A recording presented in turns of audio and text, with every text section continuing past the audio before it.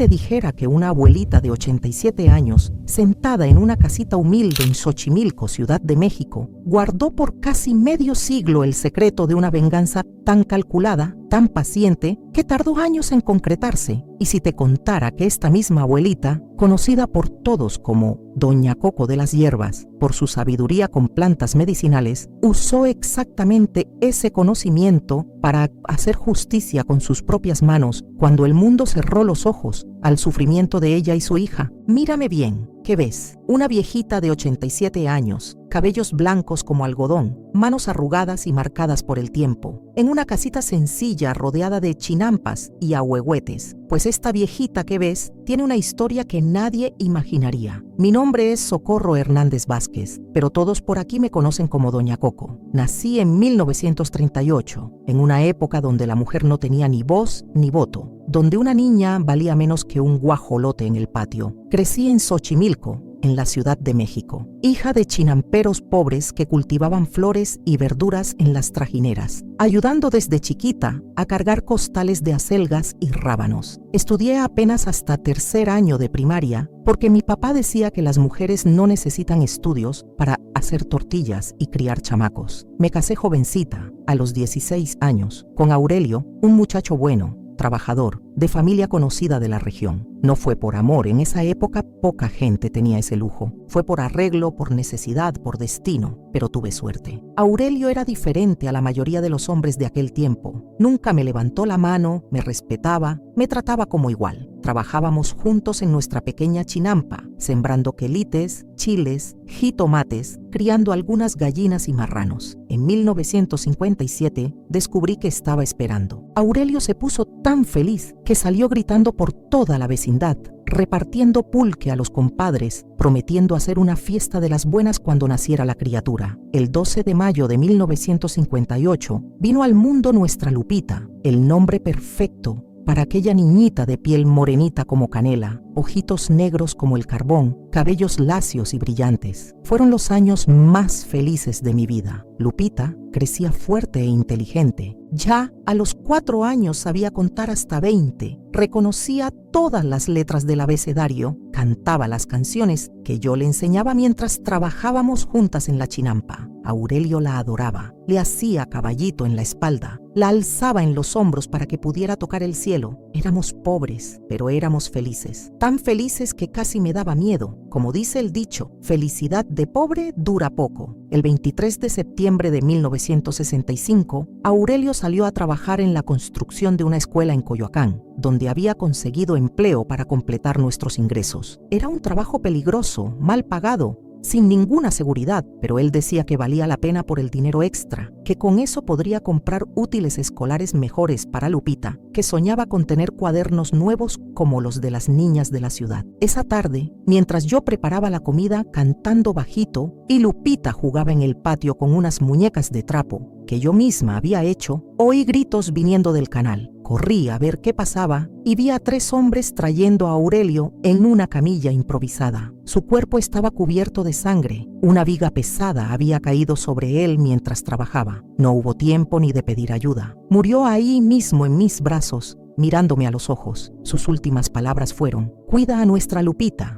El mundo se me vino encima ese día. A los 27 años me quedé viuda con una hija de 7 años que criar, sin dinero, sin trabajo fijo, sin apoyo. En esa época no existía pensión, no existía ayuda del gobierno, no existía ningún tipo de protección. Mujer sola era vista como problema, como amenaza, como fracaso. Antes de continuar con esta historia que va a remover tu corazón, quiero pedirte que dejes tu like aquí en el video, te suscribas al canal Memorias de la Abuela y actives la campanita para recibir nuestras historias de primera mano. Cuéntame aquí en los comentarios de qué lugar de este México hermoso me estás viendo. ¿Sabías que tengo seguidores hasta en España, Estados Unidos y Argentina? No lo puedo creer. Los primeros meses después de la muerte de Aurelio, sobrevivimos como pudimos. Intensifiqué el trabajo en nuestra chinampita, vendiendo verduras en el mercado de Xochimilco. Lupita, aunque pequeña, me ayudaba como podía, espantando los pájaros de las plantas, cargando canastas pequeñas, cuidando las gallinas. Por las noches le enseñaba lo que podía, usando los pocos libros que teníamos, a la luz de una vela, porque quería que tuviera oportunidades que yo nunca tuve, pero era una vida dura, cada día más difícil. Las verduras se vendían mal, el dinero apenas alcanzaba para frijoles y tortillas. La gente empezó a murmurar, a decir que debía conseguir otro marido pronto, que mujer sola no sirve, que estaba criando a mi hija para que fuera una cualquiera. Esas palabras me dolían como puñaladas, pero me tragaba el llanto y seguía adelante. Fue entonces cuando apareció Ismael, el hermano mayor de Aurelio. Nunca había sido muy presente en nuestras vidas. Vivía en la colonia Doctores, trabajaba como vendedor en una tienda de materiales para construcción. Solo aparecía en eventos familiares importantes. Cuando Aurelio murió, vino al velorio, dio el pésame y desapareció otra vez. Pero ahora, casi 8 meses después, estaba de vuelta, parado en mi puerta. Un hombre alto, de hombros anchos, cabello ya escaso, bigote tupido, mirada que no podía fijar en un punto. «Solo vengo a cumplir mi obligación de familia», anunció entrando sin esperar invitación. «Un hombre tiene que velar por los suyos, y ustedes son de mi familia ahora que Aurelio se fue». Ismael tenía unos 40 años, nunca se había casado, lo que era extraño para los estándares de la época. Decían que era porque era muy exigente. Otros murmuraban que tenía mal carácter y ninguna mujer lo aguantaba. Explicó que había conseguido transferencia en el trabajo, que ahora iba a vivir en una vecindad cerca del centro histórico, a solo 1 hora en pecero de nuestra casa, y que venía a poner orden en la situación. Confieso que al principio sentí alivio. Un hombre de la familia dispuesto a ayudar, a proteger, a garantizar que no pasáramos necesidades, parecía la respuesta a mis oraciones. El padre Miguel de la parroquia de San Bernardino, cuando se enteró, vino personalmente a decirme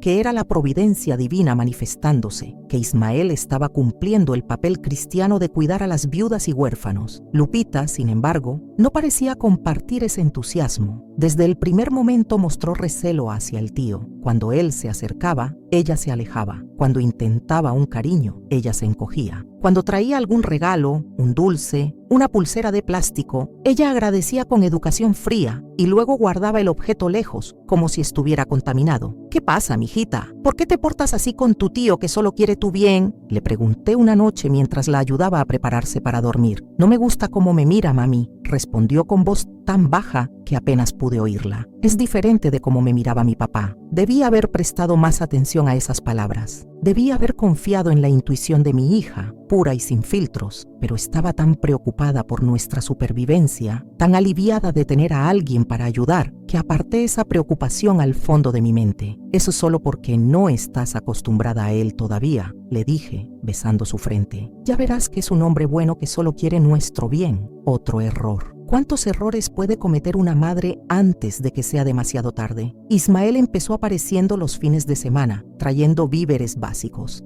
arroz, frijoles, harina, a veces un pedazo de carne cuando el sueldo lo permitía. Poco a poco, sus visitas se volvieron más frecuentes, hasta que un día anunció que había rentado un cuarto en la vecindad, pero que sería más práctico si pudiera quedarse con nosotras en el cuarto de atrás, que antes servía de bodega. «Así ahorro la renta y puedo ayudarles más», explicó con esa sonrisa que no llegaba a los ojos. «Y ustedes están más protegidas teniendo un hombre en la casa». Acepté. ¿Qué opción tenía? Ya estaba pagando la mayor parte de nuestros gastos. Ya había arreglado el techo que goteaba. Ya había puesto una cerca nueva alrededor de la propiedad. La gente de la comunidad comentaba sobre el hombre honrado que era, cuidando de la familia del hermano muerto. Hasta el padre Miguel lo elogiaba en las misas de domingo. Los primeros meses de la nueva configuración fueron, no diría buenos, pero aceptables. Ismael mantenía cierta distancia, respetaba mi espacio, trataba a Lupita con una formalidad que, si no era cálida, al menos parecía respetuosa. Salía temprano a trabajar y regresaba al final de la tarde, a veces trayendo un bolillo de la panadería para Lupita, un rebozo barato para mí. Pero pronto las cosas empezaron a cambiar, tan sutilmente que al principio ni me di cuenta. Si has pasado por una situación similar, donde alguien de confianza empezó a mostrar su verdadera cara poco a poco, comparte tu experiencia en los comentarios. Tu historia puede ayudar a otras mujeres a reconocer las señales de alerta. Primero vinieron las críticas sobre cómo administraba la casa, sobre cómo cocinaba, sobre cómo educaba a Lupita. «Eres muy blanda con esa niña», decía. «Vas a criar una inútil de esa manera». Después vinieron los controles. ¿Cuánto podía gastar?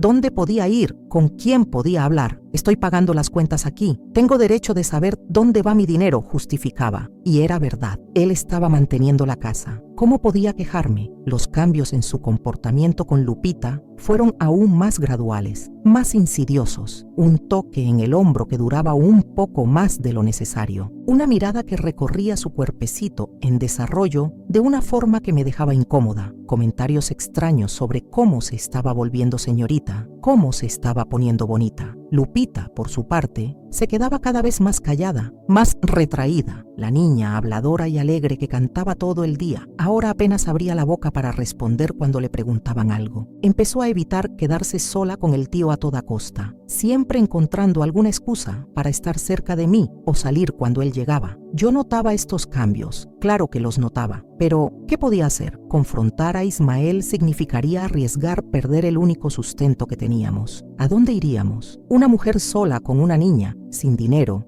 sin apoyo. ¿Quién nos creería si dijéramos algo contra el bondadoso cuñado que tanto sacrificaba por nosotras? Entonces me callaba, me tragaba la incomodidad, disimulaba el miedo, trataba de estar siempre cerca cuando Ismael estaba en casa, nunca dejando a Lupita sola con él. Era una vigilancia constante, agotadora, que me tenía con los nervios de punta hasta que llegó ese día. El día que cambió todo, que dividió mi vida en antes y después, que me transformó de la mujer que era en la mujer que necesité convertirme. Era un jueves, lo recuerdo perfectamente, noviembre de 1966, casi un año después de que Ismael se mudara a nuestra casa. El calor era sofocante, de esos que hacen temblar el aire sobre el asfalto. Había ido al mercado de Xochimilco a vender unos tamales que había hecho. Lupita tenía una fiebre ligera, nada grave, pero suficiente para que la dejara en casa descansando. Ismael había dicho que iría a trabajar como todos los días. Ya vengo, mi amor, le dije a Lupita, besando su frente caliente. Descansa mucho, tómate el té de manzanilla que te dejé ahí, y cuando regrese te hago un atole rico. Ella me miró, con esos ojitos cafés tan parecidos a los del papá, una sombra de miedo pasando por ellos. Regresa pronto, mami, ¿me prometes? Te prometo, mi cielo. Antes de que salga el sol fuerte, ya estoy de vuelta. Salí con el corazón pesado, una ansiedad inexplicable acompañándome mientras caminaba hasta el mercado. Estaba lleno, lo que era bueno, significaba que vendería todo rápido. Empecé a atender a las clientas, muchas ya conocidas que siempre venían a comprar mis tamales. No sé decir qué fue, instinto de madre, presentimiento o simplemente suerte, pero decidí regresar más temprano de lo planeado. Aún sin haber vendido todos los tamales, algo dentro de mí gritaba que necesitaba volver a casa, a Lupita. El camino de regreso nunca me pareció tan largo. Caminé lo más rápido que pude, el sudor corriendo por la cara, el corazón latiendo acelerado en el pecho. Cuando finalmente divisé nuestra casita, noté algo extraño. La puerta del frente que siempre dejábamos abierta para ventilar estaba cerrada. Y había un silencio anormal, ni siquiera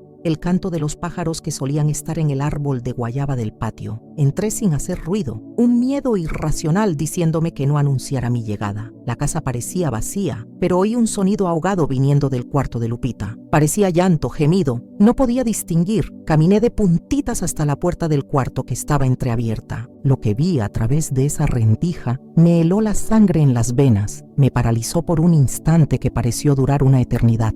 Ismael estaba ahí, sobre mi hija, mi Lupita de apenas 8 años, con su vestidito de algodón subido hasta la cintura, la cara roja de tanto llorar, los ojitos cerrados con fuerza, como si quisiera desaparecer. Y él mismo después de tantas décadas. Es difícil poner en palabras lo que vi. ¿Cómo describir lo indescriptible? ¿Cómo nombrar aquello que no debería existir? El shock inicial dio lugar a una furia que jamás había sentido. Era como si cada gota de sangre en mi cuerpo se hubiera transformado en fuego. Un fuego que lo consumía todo, que borraba cualquier pensamiento racional, cualquier miedo, cualquier vacilación. ¿Has sentido alguna vez esa furia maternal que te hace capaz de cualquier cosa? Si has vivido un momento donde tuviste que defender a tus hijos contra lo imposible, cuéntanos en los comentarios. Tu fuerza puede inspirar a otras madres. Agarré el primer objeto que vi, un florero de barro que estaba en el pasillo, y me lancé hacia el cuarto con un grito que pareció venir de las profundidades de la tierra. Golpeé con toda mi fuerza la cabeza de Ismael, 1, 2, 3 veces, hasta que el florero se rompió en mi mano, cortándome los dedos sin que siquiera lo sintiera. Él cayó hacia un lado,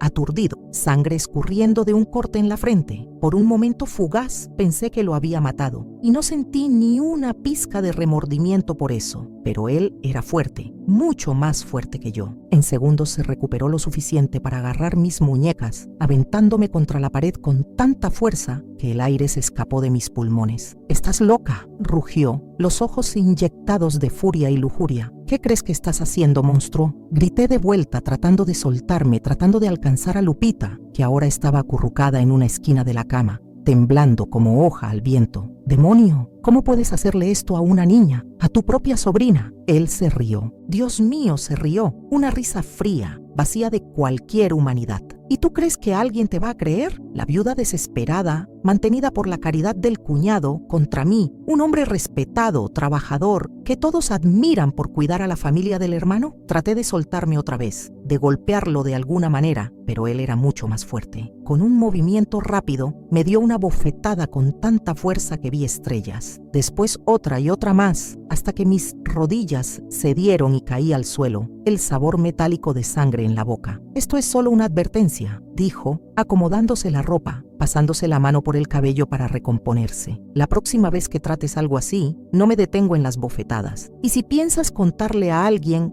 a cualquier persona, bueno, sería una lástima si algo le pasara a la pequeña Lupita, ¿no te parece?». Salió del cuarto como si nada hubiera pasado, como si no acabara de destruir la vida de mi hija, mi vida, todo lo que amaba y creía. Cuando oí la puerta del frente cerrarse, indicando que se había ido, me arrastré hasta Lupita. Ella seguía en esa esquina, los ojos vidriosos, como si su alma hubiera salido del cuerpo, dejando solo un cascarón vacío. La tomé en mis brazos, meciéndola como cuando era bebé, mis lágrimas cayendo sobre sus cabellos negros. «Ya pasó, mi amor», susurré aún sabiendo que era mentira. «Mami está aquí ahora. Él no te va a lastimar más». Pero la había lastimado de una manera que ningún abrazo, ninguna palabra de consuelo podría curar. Y la verdad terrible era que yo no podía garantizar que no volviera a pasar. Ismael tenía razón. ¿Quién nos creería? ¿Quién nos ayudaría contra él? Esa noche, después de lograr que Lupita durmiera con un té de tila, lo suficientemente fuerte para garantizar que no tuviera pesadillas, me senté en la orilla de la cama improvisada que había hecho para mí en el suelo de su cuarto. No dormiría más separada de ella, no mientras ese monstruo viviera bajo el mismo techo. Me quedé horas pensando, planeando, considerando cada opción posible. ¿Huir? ¿A dónde? Sin dinero, sin destino, sin nadie que nos acogiera. ¿Denunciar? ¿A quién? En la delegación más cercana, el comandante era compadre de Ismael. Jugaban dominó juntos los domingos. La iglesia, el padre Miguel, que tanto elogiaba el espíritu cristiano de mi cuñado. Empecé a entender lo que tantas mujeres antes que yo habían descubierto de la peor manera posible, que el mundo no estaba estructurado para protegernos, que la justicia raramente estaba de nuestro lado, que frecuentemente estábamos solas contra sistemas enteros diseñados para silenciar nuestras voces. Pero también entendí algo más profundo, más primitivo, que una madre acorralada, una madre que ve a su cría amenazada, es capaz de cosas que ni ella misma imaginaba, que dentro de mí había una fuerza que yo nunca supe que existía, una determinación que superaba el miedo, la duda, incluso la moralidad convencional. Esa noche tomé una decisión. No huiríamos, no denunciaríamos, no rogaríamos por ayuda. Esa noche juré, por la memoria de Aurelio, por el futuro de Lupita, por mi propia alma, que Ismael pagaría por lo que había hecho. No de una vez, no rápidamente, no con la misericordia de una muerte rápida, sino lentamente, dolorosamente, de una manera que lo haría entender exactamente lo que había infligido a mi hija. Impotencia, dolor, humillación. Solo necesitaba descubrir cómo. Si alguna vez te has sentido completamente sola enfrentando una injusticia, sin saber a quién acudir o qué hacer, comparte tu experiencia aquí abajo. A veces saber que no estamos solas en nuestras luchas nos da la fuerza para seguir adelante. La oportunidad surgió 3 días después, cuando finalmente creé valor para llevar a Lupita al único lugar donde pensé que podríamos encontrar algún tipo de ayuda, la casa de Doña Remedios. Doña Remedios era una figura casi legendaria en nuestra región, una mujer indígena de edad indefinida, que vivía sola en una casita a la orilla del lago de Xochimilco, a unas 2 horas caminando desde el mercado. Algunos la llamaban curandera, otros sobadora, otros más, en susurros, bruja. En lo que todos coincidían es que conocía los secretos de las plantas como nadie más, que sabía curar desde una fiebre simple hasta enfermedades que los doctores del Hospital General habían desahuciado. La conocía superficialmente. Había ido a ella algunas veces cuando Lupita era bebé y tenía cólicos que nada parecía aliviar. Me había dado un té de hierbas que funcionó como magia. Desde entonces cultivábamos un respeto mutuo, aunque no podía llamarle amistad. Esperé hasta que Ismael saliera a trabajar. Tomé a Lupita, que apenas hablaba desde lo ocurrido, y caminamos en silencio hasta la casa de Doña Remedios. Era una caminada larga, bajo el sol fuerte, pero cada paso me daba más certeza de que era el camino correcto. Su casita era sencilla, paredes de adobe, techo de lámina, pero inmaculadamente limpia y organizada. El terreno alrededor estaba barrido y había decenas de plantas diferentes creciendo en macetas y canteros bien cuidados. Algunas las reconocía: ruda, hierbabuena, romero. Otras eran completamente extrañas para mí. Doña Remedios estaba sentada en el escalón de la puerta, como si nos esperara, aunque no tenía manera de saber que iríamos. Era una mujer delgada, de cabellos blancos trenzados, piel morena marcada por el tiempo, ojos negros que parecían ver más allá de las apariencias. Me estaba preguntando cuándo vendrías, Socorro, dijo sin levantarse. La desgracia tiene un olor propio, ¿sabías? Se puede oler desde lejos. No pregunté cómo sabía mi nombre. Nunca me había presentado formalmente en las veces anteriores, ni cuestioné cómo parecía saber que algo terrible había pasado. Simplemente sentí las lágrimas que había contenido por días finalmente encontrando salida. Entra, dijo, abriéndonos espacio para pasar. La niña necesita cuidados, y tú también. Dentro de la casa, el aire era fresco a pesar del calor del día, perfumado con hierbas secas que colgaban del techo en pequeños manojos. Doña Remedios señaló un petate para que nos sentáramos y fue a preparar un té sin que le hubiera pedido. Lupita se aferró a mí, los ojos aún vidriosos, el cuerpo tenso. ¿No habla desde que pasó?, explicó mientras Doña Remedios ponía agua a hervir en un brasero de carbón. Casi no come, casi no duerme, y cuando duerme tiene pesadillas terribles. La anciana sintió sin voltear. El cuerpo habla cuando la boca no puede, respondió enigmáticamente. Ella va a hablar cuando esté lista. Hasta entonces, hay que cuidar el cuerpo y el alma. Preparó 3 tazas de té con hierbas diferentes. Pude notarlo por el olor y el color. Me entregó una, otra puso en las manos de Lupita, que la aceptó automáticamente, y la tercera se la quedó ella. Ahora cuéntame todo, pidió, sentándose frente a nosotras en un equipal bajo de madera. No escondas nada. Aquí no hay juicio, solo búsqueda de caminos. Y conté todo, desde la muerte de Aurelio, la llegada de Ismael, los meses de tensión creciente, hasta esa tarde terrible que había cambiado nuestras vidas para siempre. Hablé de sus amenazas, del miedo que sentíamos, de la falta de opciones que veía por delante. Doña Remedios escuchó todo en silencio, sin mostrar sorpresa u horror, como si hubiera oído historias así 1000 veces antes, y tal vez así había sido. Cuando terminé, se quedó en silencio por un largo rato, solo observando a Lupita, que había bebido el té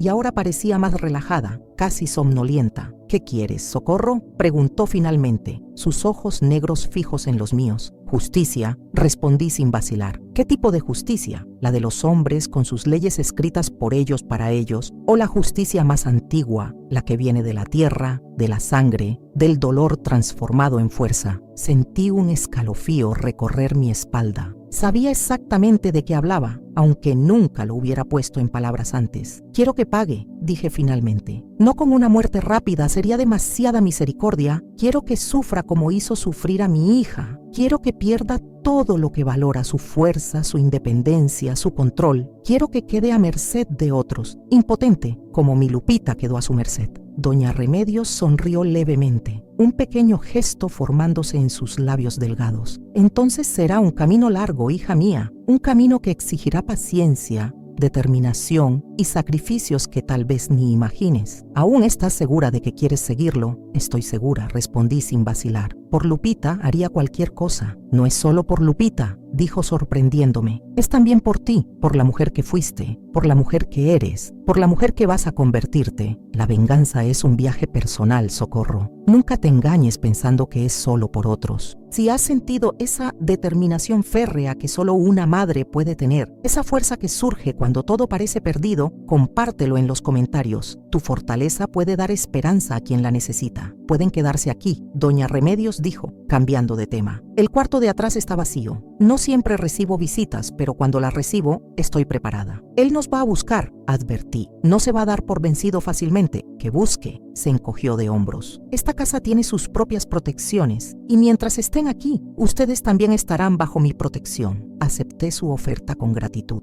Después de acomodar a Lupita, que ya dormía profundamente gracias al té de doña Remedios, volví a la sala, donde la anciana seguía sentada, ahora pelando unas raíces que no reconocí. ¿Qué debo hacer ahora?, pregunté, sintiéndome perdida a pesar de la determinación. Ahora aprendes, respondió simplemente. Aprendes sobre las plantas, sobre sus poderes, sobre cómo pueden curar y cómo pueden lastimar. Aprendes sobre paciencia, sobre tiempo, sobre transformación. Aprendes a ver más allá de lo obvio, más allá de lo inmediato. Y así comenzó mi aprendizaje con doña Remedios. Durante los días cuidaba a Lupita, que lentamente empezaba a recuperarse, primero reaccionando con pequeñas sonrisas, después con palabras sueltas, eventualmente volviéndole a hablar normalmente, aunque nunca más fue la niña despreocupada de antes. Por las noches, después de que Lupita durmiera, me sentaba con doña Remedios en el patio, bajo la luz de las estrellas, y aprendía. Me mostraba plantas, explicaba sus propiedades, enseñaba cómo recolectarlas en la luna correcta, cómo secarlas adecuadamente, cómo hacer tinturas, tés, ungüentos y otros preparados. Cada planta tiene un espíritu, Socorro, me decía, mostrando una hoja contra la luz de la luna. Algunas curan el cuerpo, otras el alma, otras más pueden curar o lastimar, dependiendo de cómo se usen, de cuánto se use, de cómo se preparen. Aprendí sobre el toloache, cuya semilla preparada de cierta forma causa parálisis gradual, sobre la hierba del cáncer, que en dosis mínimas causa debilidad sin matar, sobre la yuca brava, cuyo veneno puede ser manipulado para causar daños a largo plazo, sobre el barbasco, que los pescadores usan para aturdir peces, pero que en humanos causa síntomas neurológicos persistentes cuando se usa crónicamente. No se trata solo de envenenar. Doña Remedios explicaba mientras molía semillas en un molcajete de piedra antigua. Cualquier tonto puede matar con veneno fuerte. El arte está en transformar, en cambiar lentamente, en hacer que el cuerpo se traicione a sí mismo, en hacer que la persona sienta en carne propia lo que causó a otros. También aprendía sobre limpias, oraciones, trabajos espirituales que complementaban el efecto de las hierbas. Doña Remedios mezclaba conocimientos indígenas, africanos y españoles en una síntesis única, un saber ancestral que pocos comprendían o respetaban. Los blancos llaman a esto brujería, decía con una sonrisa irónica, pero es solo conocimiento que ellos temen porque no pueden controlarlo. Conocimiento de mujer, conocimiento de indio, conocimiento de pobre, tres cosas que el mundo trata de aplastar, pero que resisten generación tras generación. Mientras tanto, Lupita iba mejorando poco a poco. Durante el día, doña Remedios le enseñaba cosas simples, como reconocer plantas comestibles, hacer pequeñas artesanías con tule, contar historias antiguas. Lupita la seguía por todas partes, como un patito siguiendo a la mamá, bebiendo sus palabras, sus enseñanzas, encontrando seguridad en esa mujer que parecía tan diferente de todo lo que conocía antes. Ella tiene el don, doña Remedios me dijo una noche, señalando a Lupita que dormía. Lo veo en sus ojos, en la forma como las plantas responden a su toque. Cuando sea mayor, si quiere, podrá seguir este camino. Mientras aprendía y planeaba, no dejaba de pensar en Ismael. Sabía que estaría buscándonos, furioso porque habíamos huido, preocupado por lo que podríamos contar. De hecho, supimos a través de vecinos que ocasionalmente visitaban a doña Remedios, que había esparcido la historia de que habíamos huido como ingratas después de todo lo que había hecho por nosotras. Decía a los cuatro vientos que éramos desequilibradas, que Lupita era una niña problemática con mucha imaginación y que yo era una viuda histérica que no aceptaba la autoridad masculina. Algunas personas le creían, claro, era un hombre después de todo, con trabajo fijo, reputación en la comunidad.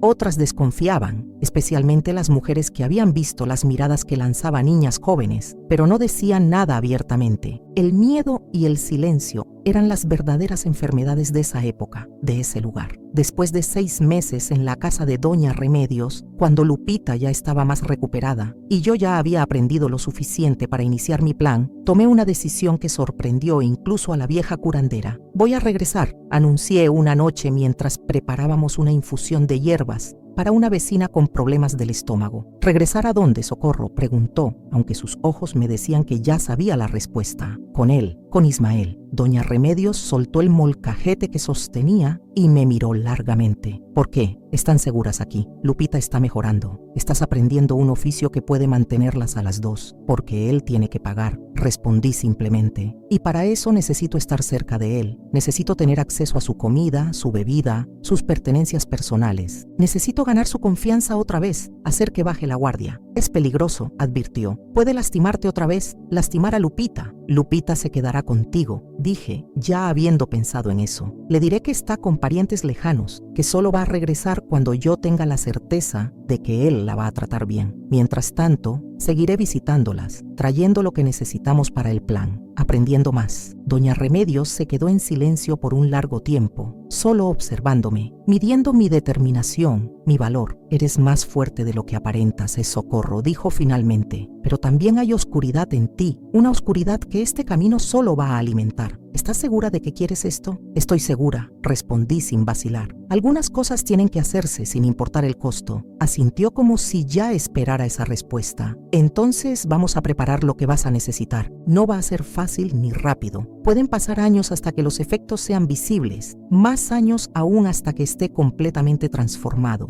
Tengo todo el tiempo del mundo, respondí, sintiendo una calma extraña invadiéndome. Y cada día de espera va a valer la pena por cada momento de justicia al final. Si has tenido que tomar una decisión difícil, que sabías que te cambiaría para siempre, pero era necesaria para proteger a quienes amas, cuéntanos en los comentarios. A veces las decisiones más duras son las que nos hacen más fuertes. En las semanas siguientes, preparamos todo cuidadosamente. Doña Remedios me enseñó a hacer una mezcla especial, usando varias plantas cuidadosamente dosificadas, que provocaría los efectos deseados gradualmente, tan gradualmente que parecería una enfermedad natural, algo que ningún doctor de esa época podría diagnosticar correctamente. Empieza con dosis mínimas, instruyó, tan pequeñas que no causarán ningún efecto perceptible inmediato. Ve aumentando lentamente, semana a semana, mes a mes. El cuerpo necesita acostumbrarse al veneno, incorporarlo lentamente, sin rechazo violento. Preparamos pequeños sobres de hierbas que podría esconder fácilmente, frascos de tinturas disfrazados de remedios comunes, polvos que podrían mezclarse en la comida sin alterar significativamente el sabor. Doña Remedios me enseñó a disfrazar el sabor amargo con especias fuertes, a elegir alimentos que naturalmente enmascararían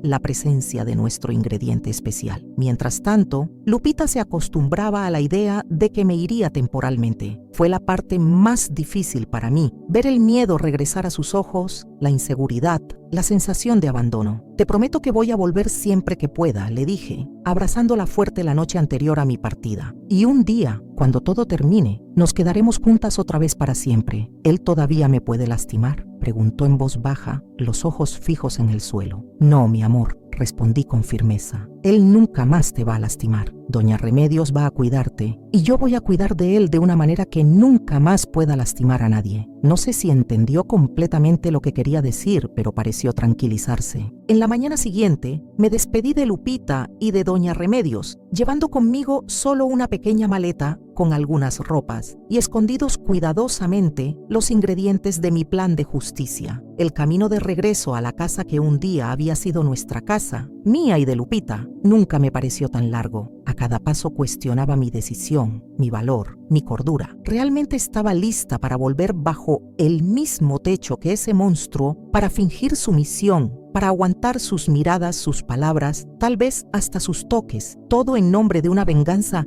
que tardaría años en concretarse? Pero entonces recordaba la carita de Lupita esa tarde, el terror en sus ojos, la forma como se había cerrado por semanas después de lo ocurrido, y mi determinación se renovaba. Algunas cosas son peores que la muerte, peores que el sufrimiento físico. La destrucción de la inocencia de una niña es una de ellas, y merecía un castigo a la altura. Cuando finalmente llegué a casa, ya era final de la tarde. Sabía que Ismael estaría regresando del trabajo pronto. Entré usando la llave que aún tenía, y la casa parecía exactamente como la habíamos dejado meses atrás, excepto por la capa de polvo que cubría todo, por los platos sucios apilados en el fregadero, por las botellas de pulque vacías esparcidas por el suelo. Sin Lupita que cuidar, sin mí para limpiar y cocinar, Ismael aparentemente había dejado que la casa se fuera deteriorando poco a poco. Eso me dio una pequeña satisfacción, saber que nos necesitaba más de lo que quería admitir. Empecé a limpiar, queriendo estar ocupada cuando llegara, queriendo parecer útil, necesaria. Estaba barriendo la sala cuando oí sus pasos en la azotea, el chirrido de la puerta abriéndose. «¿Qué diablos?», murmuró al verme. Forcé la expresión más humilde que pude, bajando los ojos como había visto hacer a tantas mujeres antes. «Regresé, Ismael», dije en voz baja, «si aún me aceptas». Se quedó parado en la puerta por un largo momento, estudiándome, tratando de entender si era algún tipo de trampa. «¿Dónde está la niña?», preguntó finalmente. «Lupita está con parientes», mentí con facilidad. «Primos lejanos de Aurelio que viven en Puebla». Pensé que era mejor así, al menos por ahora, hasta que las cosas entre nosotros estén mejor. Sonrió, esa sonrisa que me daba escalofríos. «Entonces te diste cuenta de que no tienes a dónde ir, ¿verdad? Que nadie quiere a una viuda sin dinero, con una niña que criar». Me tragué el orgullo, la rabia, todo lo que sentía, y asentí dócilmente. «Tenías razón, Ismael. Fui ingrata después de todo lo que hiciste por nosotras. Lupita tuvo unas pesadillas, inventó unas historias. Ya sabes cómo son los niños. Yo le creí y actué por impulso, pero ahora veo que estaba equivocada». Se rió, una risa de triunfo, de superioridad.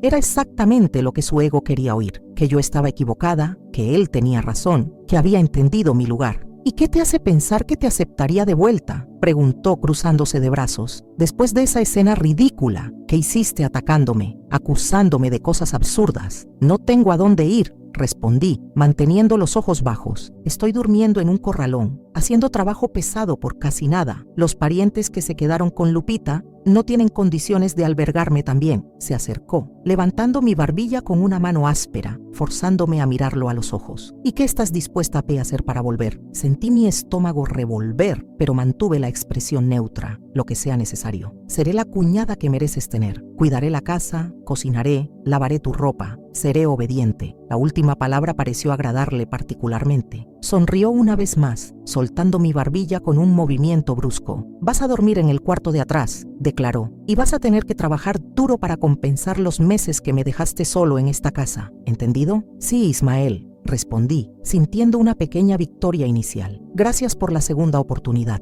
Se encogió de hombros, ya dirigiéndose a la cocina. «¿Hay algo de comer? Tengo hambre. Voy a preparar algo ahora mismo», respondí siguiéndolo. Y así comenzó la segunda fase de mi plan. Durante los primeros días fui extremadamente cuidadosa. Limpié la casa de arriba abajo, cociné los platillos favoritos de Ismael, lavé y planché su ropa como nunca antes. Todo para ganar su confianza, para hacerlo bajar la guardia. Él, por su parte, estaba cauteloso al principio. Me observaba con desconfianza. Revisaba la comida antes de comer, como si temiera que pudiera envenenarlo abiertamente. Irónico, ¿verdad? No estaba completamente equivocado, solo que no imaginaba la sutileza de mi plan. Poco a poco su vigilancia fue disminuyendo. Mi aparente sumisión, mi dedicación a los trabajos de la casa, mi actitud dócil, lo convencieron de que había ganado, de que había domado a la viuda rebelde. Su ego era demasiado grande para considerar que pudiera estar fingiendo. Fue cuando empecé a implementar el plan. Primero, con dosis mínimas del preparado especial, tan pequeñas que no causarían ningún efecto perceptible inmediatamente. Lo ponía en el pulque que bebía todas las noches, en el café de la mañana, eventualmente en los frijoles que cocía por horas y cuyo sabor fuerte disimulaba cualquier amargura. Una vez por semana salía diciendo que iba a visitar a Lupita, lo que era verdad. Pasaba el día en la casa de Doña Remedios, contándole a mi hija historias inventadas sobre cómo las cosas estaban mejorando, sobre cómo un día podría volver, mientras simultáneamente le relataba a la vieja curandera el progreso de nuestro plan y recogía más suministros. En los primeros meses no hubo cambio perceptible en Ismael. Siguió siendo el mismo hombre fuerte, dominador, a veces violento, aunque no tan violento como antes de mi huida. Tal vez con miedo de que pudiera desaparecer otra vez. Fue cerca del 6º mes que los primeros síntomas empezaron a coaparecer, sutiles, casi imperceptibles para quien no estuviera buscándolos. Un ligero temblor en las manos al sostener el tenedor, una ocasional pérdida de equilibrio al levantarse muy rápido, cansancio un poco más pronunciado después del trabajo. ¿Te sientes bien, Ismael?, pregunté un día con falsa preocupación cuando lo vi tirar la cuchara durante la cena. Claro que sí, respondió irritado. Solo estoy cansado. El trabajo en la tienda anda pesado. Tal vez deberías descansar más, sugerí, sirviéndole un poco más de frijoles en su plato. Frijoles cuidadosamente sazonados con mi ingrediente especial. Ya no estás tan joven, me lanzó una mirada irritada. Detestaba cualquier mención a su edad, pero no respondió. Solo siguió comiendo, sin saber que cada cucharada lo llevaba un paso más cerca del destino que había planeado para él. Si has tenido que fingir ser alguien que no eres para sobrevivir o proteger a los tuyos, comparte tu experiencia en los comentarios. A veces la supervivencia requiere máscaras que solo nosotros sabemos que llevamos puestas. A medida que los meses se transformaban en años, los síntomas fueron intensificándose gradualmente. El temblor en las manos se volvió más pronunciado, al punto de que empezó a derramar bebida al tratar de servirse un vaso. El cansancio se profundizó, haciéndolo regresar del trabajo cada vez más agotado. Empezó a tener dificultades para caminar largas distancias, necesitando parar a descansar varias veces en el trayecto entre la casa y la ciudad.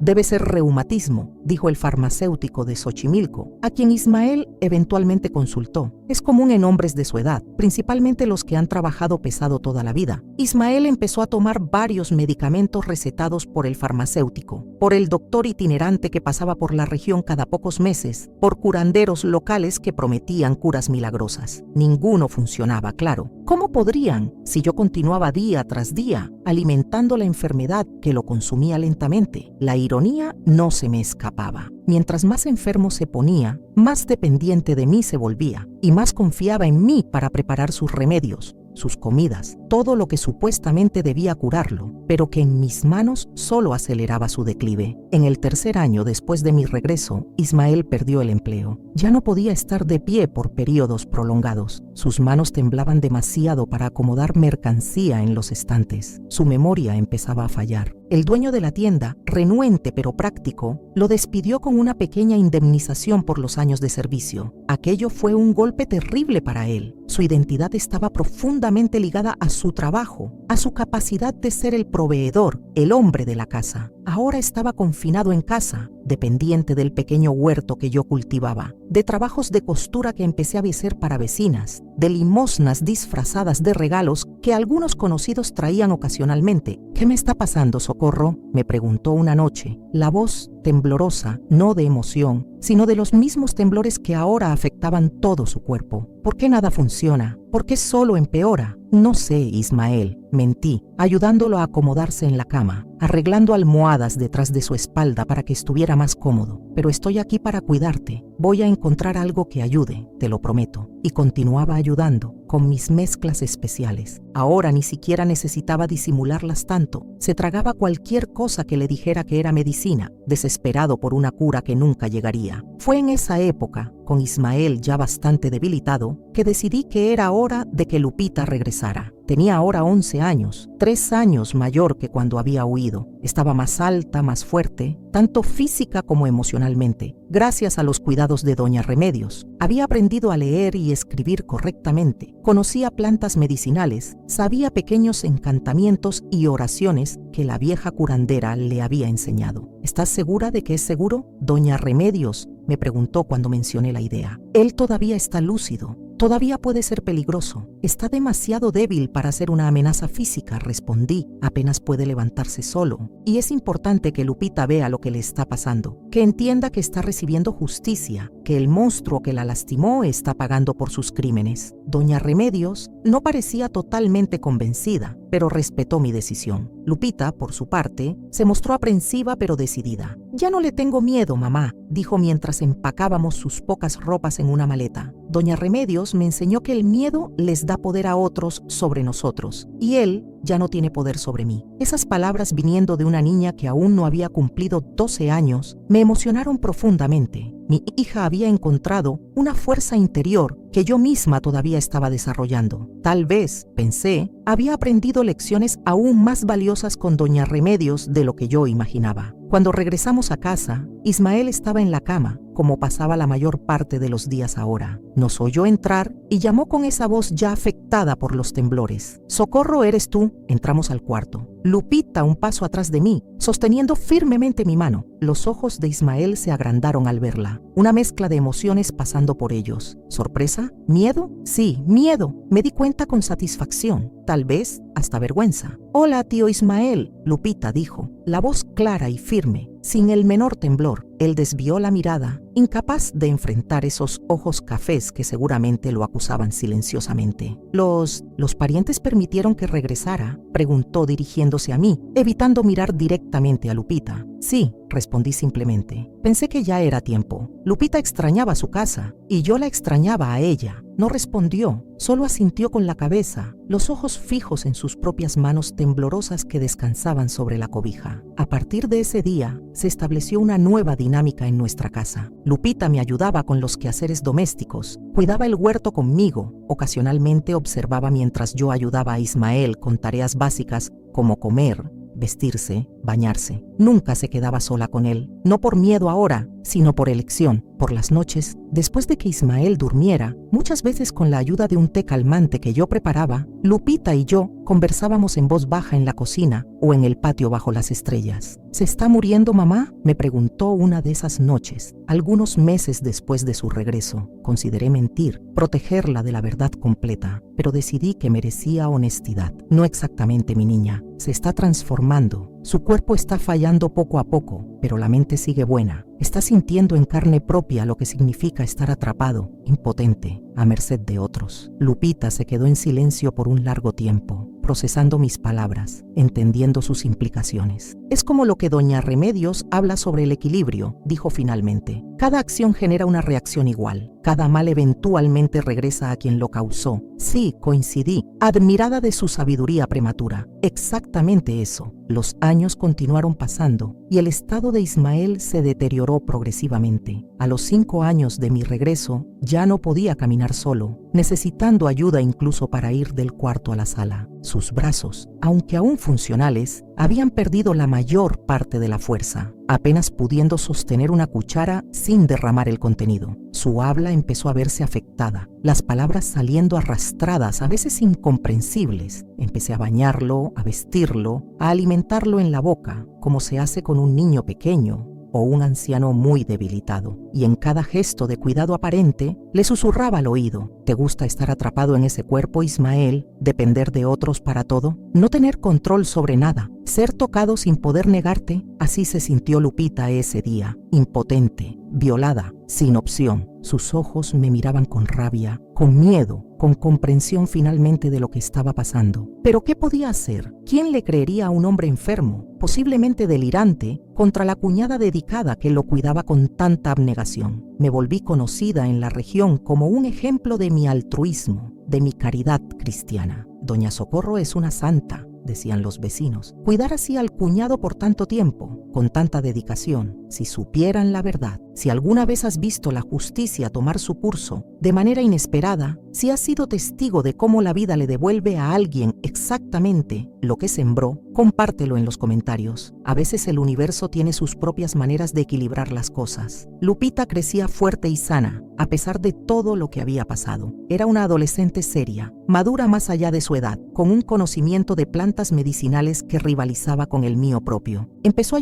ayudarme en mi pequeño negocio de remedios caseros, que ahora sostenía nuestra casa, ya que Ismael no podía trabajar más. En algún momento del 7º año, cuando Lupita ya tenía 15 años, tomé una decisión. «Creo que es hora de contarle toda la verdad», le dije a doña Remedios durante una de mis visitas regulares, «sobre lo que estamos haciendo, sobre cómo estamos realmente tratando a Ismael». La vieja curandera, ahora aún más arrugada, los cabellos completamente blancos, me miró con esos ojos que parecían ver a través del alma. ¿Estás segura? Es una carga pesada para poner en los hombros de una joven. Ella ya lo sabe de cierta forma, respondí. Es demasiado inteligente para no haber conectado los puntos y creo que merece saber que está recibiendo justicia, que no estamos solo viendo una enfermedad natural seguir su curso. Doña Remedios asintió lentamente. Tal vez sea el momento, pero ten cuidado con las palabras que elijas. Hay una línea delgada entre justicia y venganza, entre fuerza y crueldad.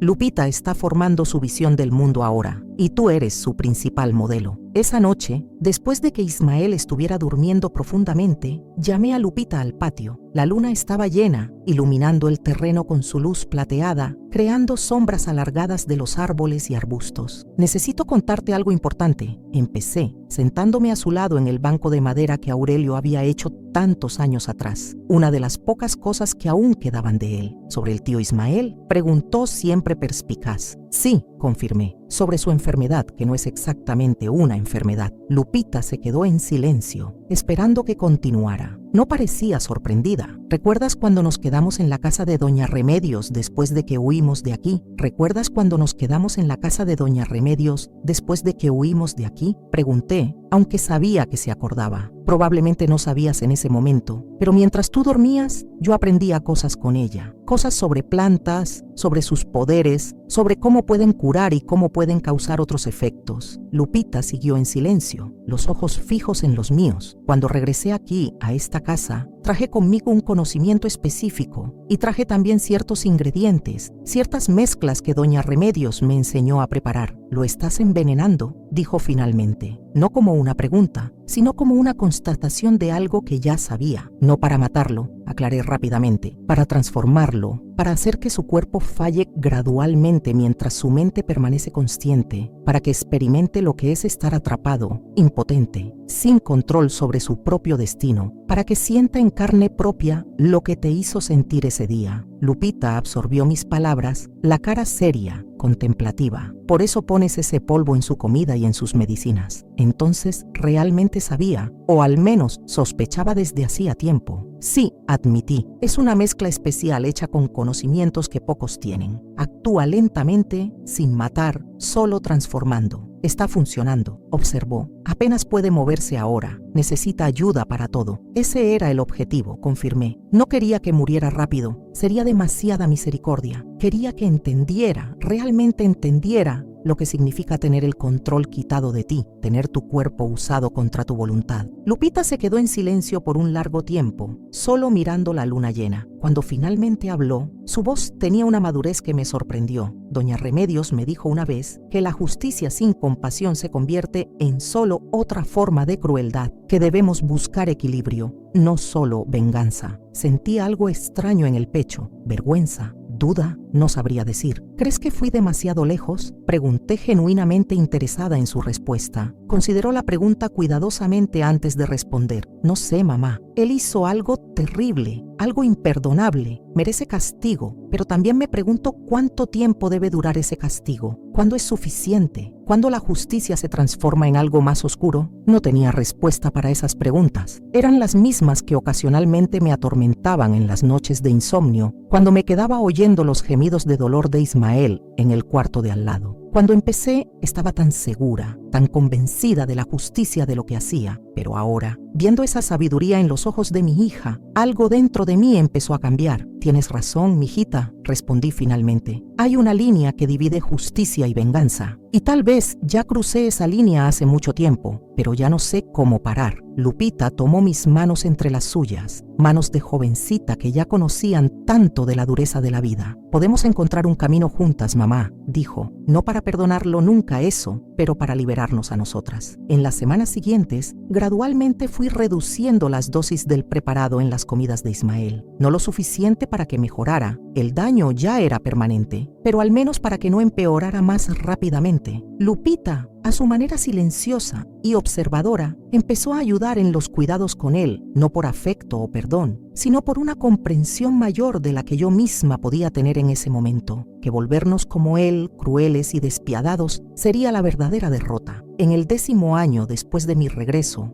Cuando Lupita ya tenía 18 años, Ismael estaba completamente incapacitado. Su cuerpo, antes fuerte y dominador, ahora era solo una prisión de carne inerte. La única crueldad que quedaba era su mente perfectamente lúcida, aprisionada en ese cuerpo que ya no obedecía. Un castigo que me di cuenta tardíamente era perfectamente adecuado para su crimen. Fue en esa época que doña Remedios enfermó. A los casi 90 años, finalmente su cuerpo cansado empezaba a fallar. Lupita y yo pasábamos días enteros cuidándola, devolviendo una fracción de lo que había hecho por nosotras. «Hiciste lo que tenías que hacer, Socorro», me dijo en uno de sus últimos días, su voz débil, pero aún cargada de esa sabiduría ancestral. «No te culpes por proteger a tu hija, pero recuerda que la verdadera venganza no es hacer sufrir al otro, es vivir bien a pesar de él». Doña Remedios partió en una noche de luna llena, exactamente como había predicho. Dejó su casa y sus conocimientos para nosotras, sus herederas espirituales. Cuando regresamos del funeral, encontramos a Ismael muerto también. La vecina que contratamos para cuidarlo en nuestra ausencia dijo que simplemente dejó de respirar durante el sueño. No hubo sufrimiento, no hubo drama, solo un final silencioso para una vida que había causado tanto mal. Mirando su cara sin vida, sentí un vacío extraño. Ya no había rabia ni satisfacción en su muerte, solo alivio, como si un peso que ni sabía que cargaba finalmente hubiera sido removido de mis hombros. Hicimos un funeral sencillo. Algunos vecinos aparecieron, más por curiosidad que por luto. El padre hizo un sermón genérico sobre la misericordia divina. Nadie, además de nosotras, sabía la verdad sobre quién era realmente, sobre lo que había hecho, sobre cómo había pagado por sus crímenes. Después de su muerte, Lupita y yo nos mudamos definitivamente a la casa de doña Remedios. Era un nuevo comienzo, libre de las sombras del pasado. Si has tenido que enfrentar las consecuencias de decisiones difíciles que tomaste para proteger a quienes amas y has encontrado la manera de sanar y seguir adelante, comparte tu experiencia en los comentarios. A veces las heridas más profundas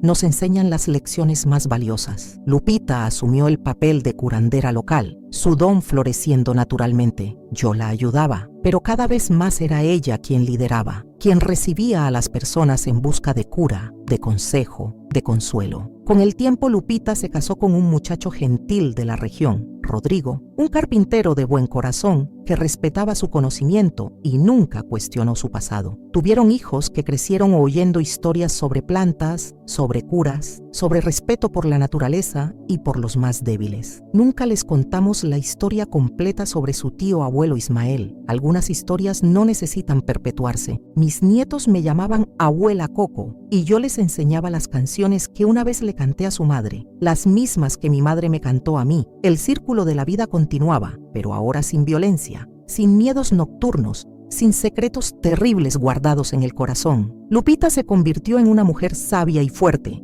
respetada en toda la región. Madres traían a sus hijas cuando presentían peligro. Mujeres golpeadas encontraban refugio en nuestra casa. Niños con miedos inexplicables sanaban bajo sus cuidados. Ella tenía una manera especial de detectar cuando algo no estaba bien, cuando un niño había sido lastimado, cuando una mujer necesitaba escapar. La violencia deja marcas que solo quien la ha vivido puede reconocer, me dijo una vez, mientras preparábamos remedios para una joven que había llegado con moretones mal disimulados. Pero también deja fuerza, mamá, la capacidad de ayudar a otros a salir de su propia oscuridad. Yo nunca me volví a casar, no por amargura o desconfianza, sino porque ya tenía todo lo que necesitaba. Mi hija, mis nietos, mi conocimiento, mi paz. Y tal vez, de alguna forma extraña, Ismael me enseñó mi lección más valiosa, que la verdadera fuerza no está en dominar, en controlar, en lastimar, sino en resistir, en sobrevivir, en transformar el dolor en sabiduría. Aprendí que la venganza, cuando se ejecuta con paciencia y precisión, puede ser una forma de justicia, pero también aprendí que la verdadera sanación no viene del sufrimiento del otro, sino de la construcción de algo mejor sobre las cenizas de lo que fue destruido. Durante todos estos años, he ayudado a docenas de mujeres que llegaron a mi puerta con historias similares a la mía, algunas buscando venganza, otras buscando escape, todas buscando sanación. A cada una le he dado lo que necesitaba: hierbas para dormir sin pesadillas,